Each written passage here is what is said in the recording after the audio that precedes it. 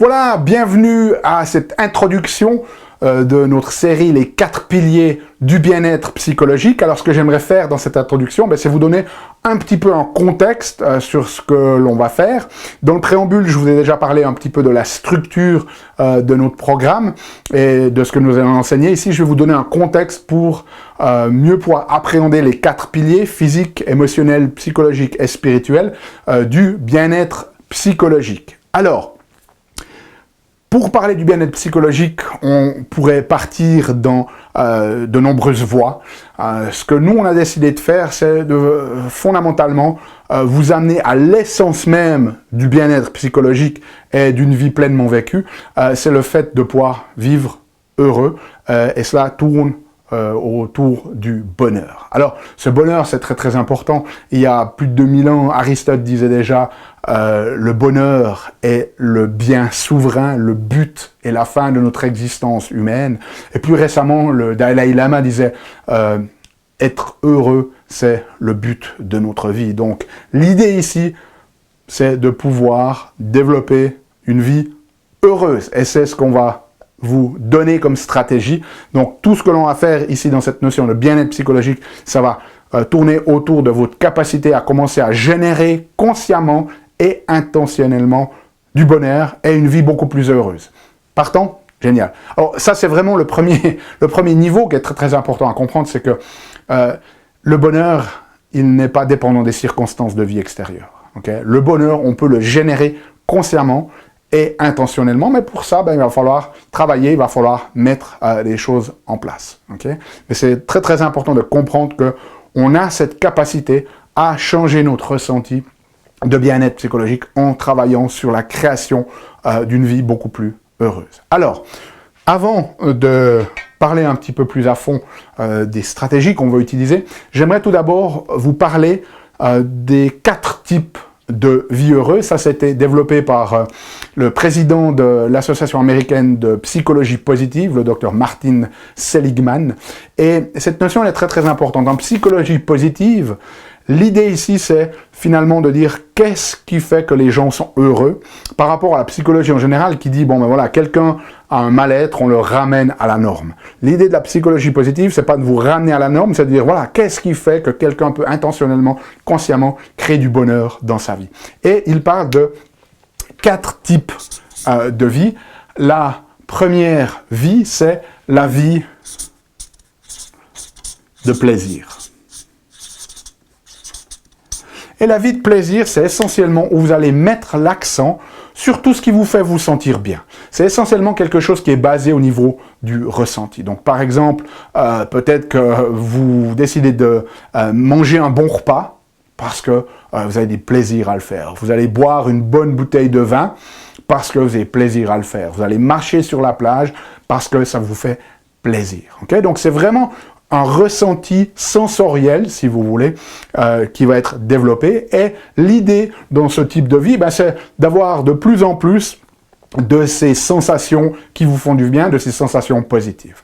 Il faut savoir aussi que c'est la vie qui crée le moins de bonheur, parce que très souvent, ces ressentis sensoriels, ils sont éphémères, ils ne durent pas dans le temps. Alors, un des éléments aussi à comprendre ici dedans, c'est que très souvent, dans notre vie, on ne fait même pas ce qui est nécessairement le mieux pour nous, même si on sait ce que c'est, on a tendance à faire ce qui est le plus facile. Okay? Ce qui serait le mieux, ce qui vous fait le plus de bien, c'est d'aller marcher au bord de la plage, sauf que la plage, elle est à 20 minutes de voiture, donc finalement, c'est plus facile de se poser sur le divan derrière la télévision. Okay? Donc la notion ici, c'est pour vous, si vous voulez commencer à travailler et de mettre plus de plaisir dans votre vie, si vous décidez d'abord d'aller créer cette fondation-là, eh bien, c'est de finalement mettre dans votre agenda et aller faire de plus en plus de ces choses qui vous font du bien. C'est un petit peu comme ça, quoi. Je suis sûr que vous n'aimez pas trop aller chez le dentiste. Okay? Par contre, vous allez le noter dans votre agenda. Donc, si c'est bon pour le dentiste d'être en votre agenda, pourquoi ça ne serait pas bon pour vous d'avoir des moments agendés pour vous de ces choses qui vous font plaisir, qui vous font du bien. Deuxième niveau, c'est ce qu'on appelle une bonne vie. Et cette bonne vie, elle n'est pas basée sur le ressenti éphémère de plaisir, elle est basée en fait sur la capacité de faire quelque chose. Et c'est la notion, il y a deux notions ici dedans, c'est la notion de talent. C'est-à-dire que nous avons tous quelque chose de particulier, un don que l'on peut partager dans le monde. Il y a tous quelque chose que l'on est bon à faire.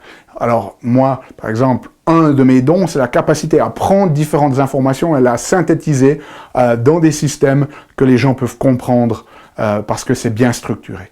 D'autres personnes, leur don, c'est aller faire du jardinage, par exemple. Donc l'idée ici, c'est de trouver ce qu'on appelle votre signature strength. Quelle est votre force, votre talent? Et nous en avons tous un, et il y a des moyens de les déterminer. Mais l'idée ici, c'est de pouvoir utiliser de plus en plus son talent, parce qu'une fois qu'on utilise son talent dans ce lorsqu'on est capable, de faire ce à quoi on est très très bon, ce pourquoi on est là sur Terre, eh bien ça nous permet d'entrer dans ce qu'on appelle l'expérience optimale, ou en anglais le flow. Et cela montre que il y a des études qui montrent que le plus les gens passent du temps dans leur talent et dans le flow, le plus ils vont développer une sensation de bonheur. Okay? Maintenant, cette vie-là, ce n'est pas encore ce qui nous donne le plus de bonheur, parce que là, il manque un élément. Lorsqu'on travaille au niveau d'une bonne vie, on est là pour générer du bonheur pour nous-mêmes.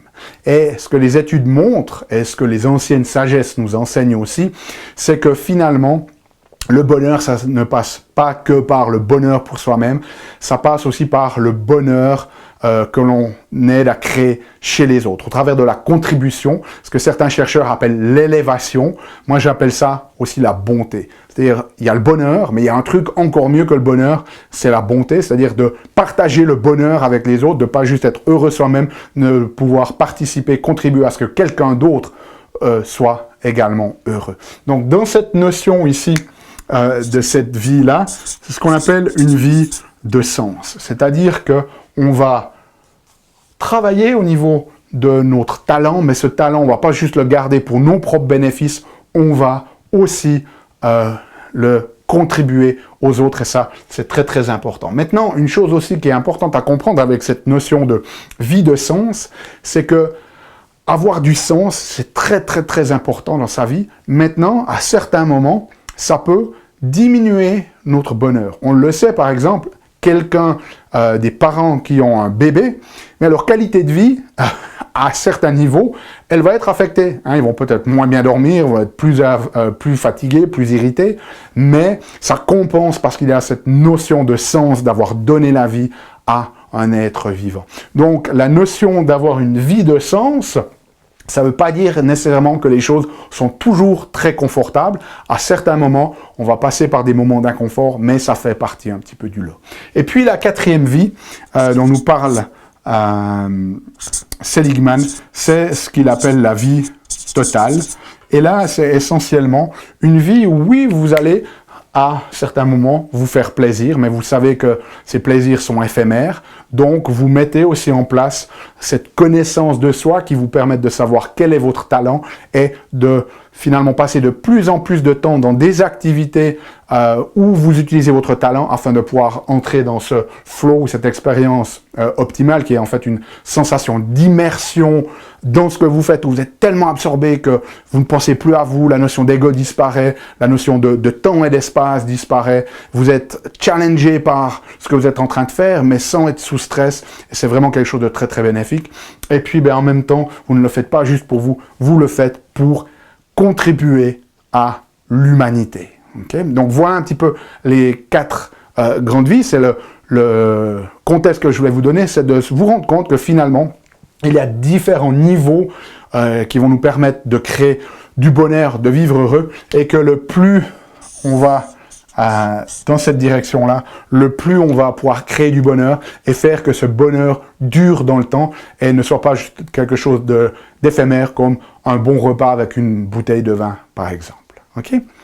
Donc, maintenant, l'idée c'est, ok, qu'est-ce qu'on a à disposition pour pouvoir créer du bonheur et une vie heureuse? Eh bien, moi, au travers des 22 ans et quelques maintenant de quête dans ce domaine du développement personnel au niveau d'aider les gens, eh bien, ce que j'ai découvert, c'est que on a essentiellement 2 piliers qui vont déterminer si on est capable de générer consciemment et intentionnellement du bonheur. Alors ces deux piliers, le premier, c'est la notion que l'on a de comment le monde fonctionne. Ce que j'appelle moi le modèle de réalité.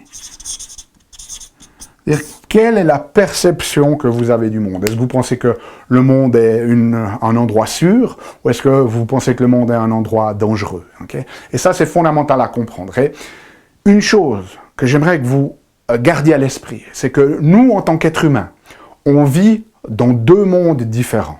Il y a le monde physique, qui est bien réel pour tout le monde. Okay? À moins que vous soyez daltonien, vous serez d'accord que c'est un tableau blanc et qu'il a une certaine surface et qu'on peut le mesurer et tout le monde peut venir et va mesurer la même surface. On est tous d'accord à ce niveau-là. Et là, il y a un certain nombre de règles immuables. Il y a la loi de la gravité qu'on ne peut pas éviter.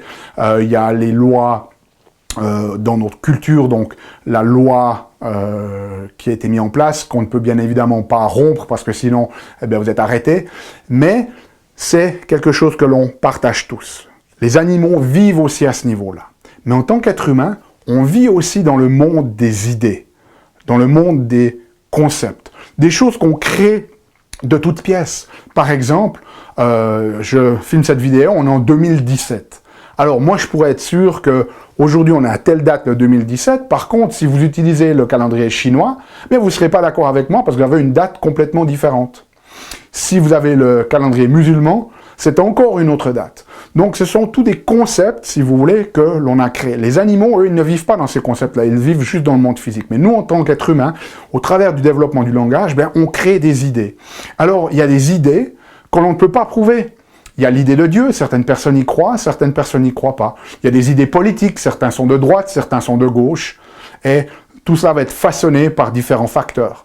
Mais ce qu'il faut comprendre, c'est qu'on va vivre dans un monde qui est finalement d'idées imaginaires que l'on a créées. Cette vidéo avec laquelle je filme ici cette formation, eh bien, tout d'abord, ça a été une idée, une création dans la tête de quelqu'un avant d'être matérialisée. Alors, on disait ces lois physiques, on ne peut pas les éviter.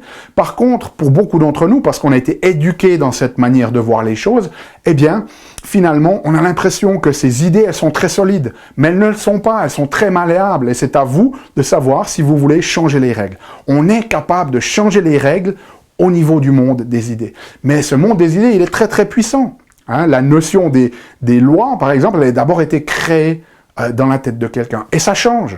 Il y a 100 ans ici en Suisse, les femmes n'avaient pas le droit de vote. Et puis quelqu'un est venu avec une idée. Et si on donnait le droit de vote aux femmes? Parce qu'elles sont notre égale. Et les choses changent. Et dans certains pays, eh bien, les femmes sont encore considérées presque comme des esclaves. Elles n'ont droit à rien. Donc tout ça, ce sont des idées. Mais ces idées, elles ont un impact très très fort sur notre réalité. Mais elles sont malléables. La personne qui a dit maintenant on donne le droit de vote aux femmes, il avait suffisamment confiance en lui, confiance en son idée pour pouvoir influencer tout un peuple.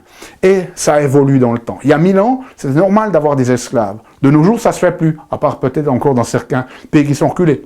Mais vous voyez à quel point finalement, eh bien, on va pouvoir influencer notre monde. Donc, c'est à vous de rêver, c'est à vous d'avoir des idées et puis d'avoir suffisamment confiance en vous pour changer les choses si vos circonstances de vie ne vous plaisent pas. Alors, ce modèle de réalité, il est façonné par plein de choses. Il est façonné par la manière dont on a été indoctriné dans certaines manières de croyances au travers de vos parents, de vos enseignants, etc. Il y a cette espèce d'inconscient collectif hein, où on est tous d'accord qu'aujourd'hui, c'est telle date, en tout cas dans notre société. Et puis, c'est influencé aussi par les croyances.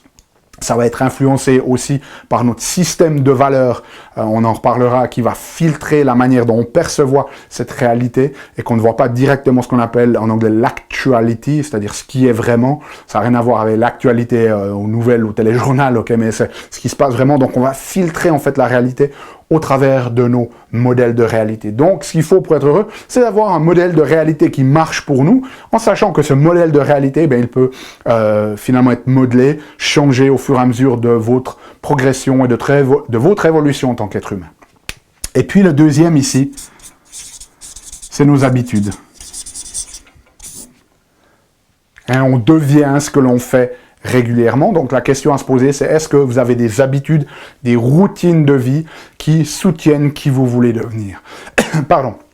Et ces habitudes, elles sont très très fortes. Imaginez que vous avez un ami très cher et que vous mettez 10% de votre salaire, vous l'économisez, vous l'épargnez, et que votre ami ne le fait pas. Eh bien, au bout de 30 ans, quand vous allez vous retrouver, votre situation financière va être complètement différente.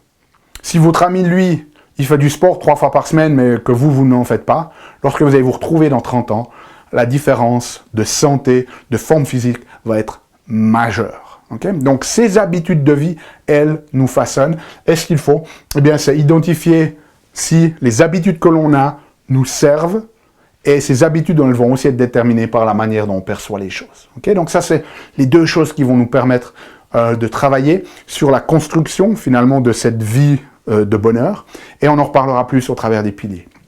Et puis, on a aussi 4 cadrans dont je vais vous parler. Alors, on a une ligne ici verticale qui est déterminée. Ici, on a nos modèles de la réalité. Ici, on a nos habitudes. Ici, on a le passé. Et ici, on a le présent.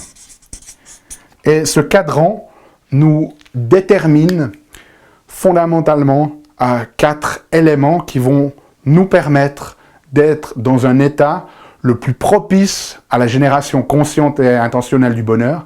C'est un état d'être heureux, content, satisfait dans le moment présent, tout en ayant une vision inspirée du futur. Donc on est dans le moment présent, on n'est pas en train de ressasser le passé, d'avoir peur du futur, on est heureux là où on est.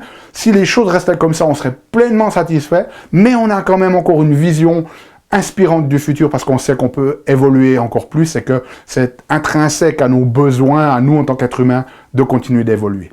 Et dans ce cadran, la première compétence qu'on va avoir, c'est l'acceptation.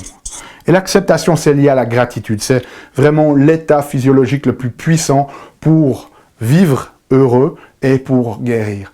Accepter les choses, c'est simplement ne pas imposer nos croyances sur l'univers. Ne pas avoir cette déconnexion entre ce que l'univers est vraiment et la manière dont nous, on pense qu'il devrait être. Accepter les choses, c'est simplement avec gratitude, pas dans la tête, mais dans notre cœur, d'accepter les choses comme elles sont, telles qu'elles sont, vraiment sans vouloir les changer. Et cette compétence-là, on va vous aider à la développer. La deuxième compétence, c'est ce que j'appelle la révélation. C'est-à-dire de pouvoir nous tourner vers notre passé et voir notre passé, l'accepter comme il est, et de pouvoir retirer les pépites, les cadeaux de ce passé. Parce que dans notre vie, tout ce qui nous arrive, c'est nous qui allons colorer la perception de ces choses-là. On peut soit penser que cet événement-là était négatif, soit il était positif. Mais c'est comme un aimant. Toutes circonstances de vie arrivent avec du positif et du négatif, et c'est nous qui l'interprétons. Un aimant, vous avez toujours le pôle positif et le pôle négatif. Vous ne pouvez pas venir et dire coupez-le en deux, je veux juste les pôles positifs. Non, il y a toujours le pôle négatif qui vient avec. C'est la même chose dans la vie. Les événements, ils sont fondamentalement neutres et c'est nous qui allons les juger. Donc la révélation, c'est la capacité à voir aussi les bonnes choses dans ces circonstances qui ont pu nous paraître difficiles ou traumatisantes.